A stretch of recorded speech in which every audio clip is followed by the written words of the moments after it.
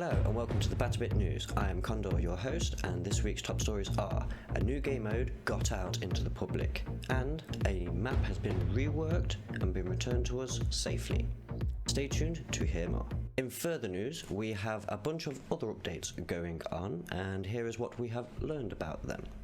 There have been some improvements around the player lag during rope climbing.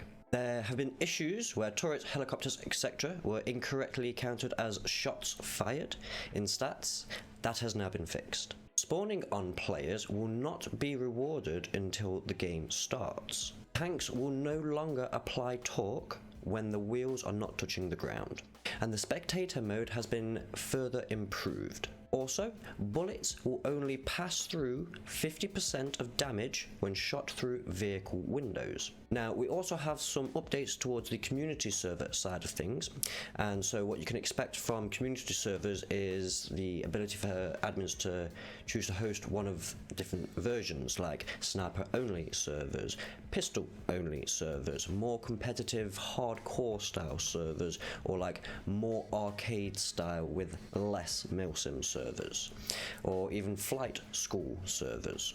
So there is plenty to go around. On top of that, as we have mentioned before, there is a new game mode coming out, which is the old school favourite of Capture the Flag. Now, they are experimenting with the game mode right now, and the game mode will work with a staggering 254 players. That is right, you did hear that correct.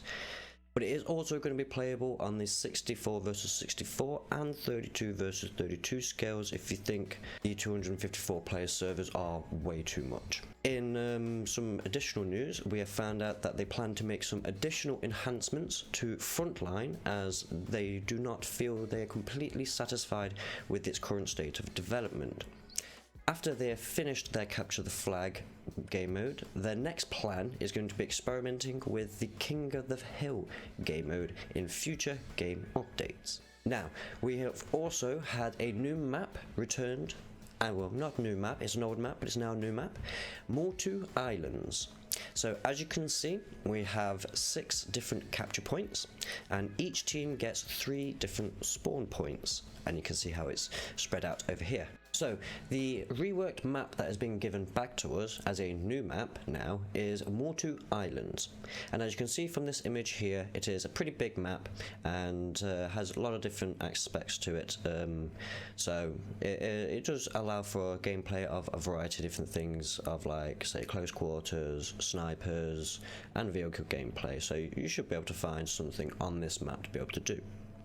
So let's go over the different objectives. So we have 3 over closer towards the USA side, and then 3 over closer towards the Russian side. We've got A, which is the port, and that is closer towards the USA side and very close to one of their spawn points. So that's probably going to get captured almost straight away at the beginning of the match. And then we have 2 more. We have B, the bunker, which is much further away, but probably won't take too long for the USA team to try and capture it.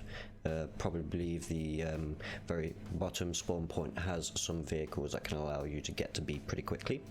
And then you have C, which is more getting towards the center of the map, where you're probably going to have everybody converging from the USA side onto. So if we move over towards the Russian side, we have over on E a power plant with some windmills and things like that. As you can see, that's probably going to get captured pretty quickly. Then we have on the other side, we have at F, we have the villa. Again, as you can see, this is not too far from the spawn point, so it probably will get captured pretty rapidly as well. And then in the middle of both of those is the D point, the village.